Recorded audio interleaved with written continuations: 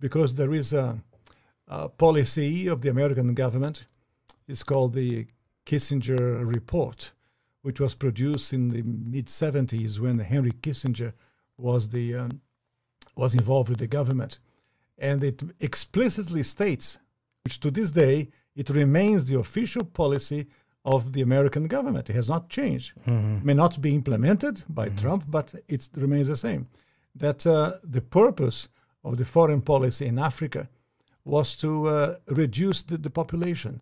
So to give aid to countries in Africa, not clean water and schooling and things like that, but contraception and abortion, in order to shrink the population of Africa, because they have great mineral resources there. That sounds diabolical. It is, yes. That sounds like something conceived in the mind of Margaret Sanger. Yeah, definitely.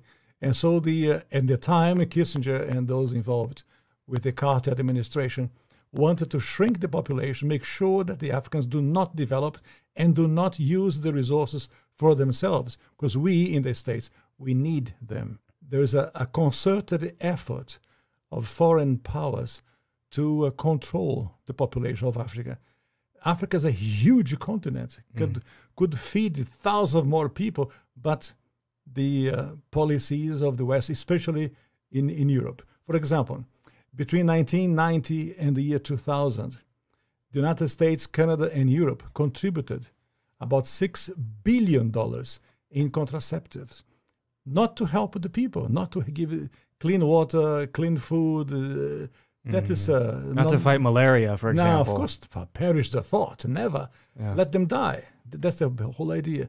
So in our work in HLI, we denounced this reality to make the Africans aware that they have to defend themselves against the influence of foreign powers. Is it just the United States, or do you believe that China is also playing a role in jockeying for the resources of Africa? China is playing a major role because China is buying property in Africa.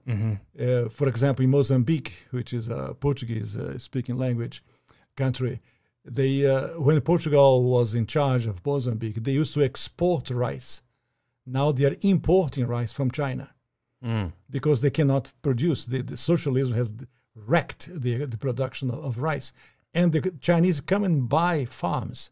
So about almost a third of Mozambique belongs to China. So I was in other countries of Africa, the same reality. In South Africa, the Chinese are buying property, buying land in Africa. And they send their own workers, the Chinese workers. They don't employ people of the place. They send their own workers to populate and to live in the place. Did you like or hate what you heard? Let us know in the comments below.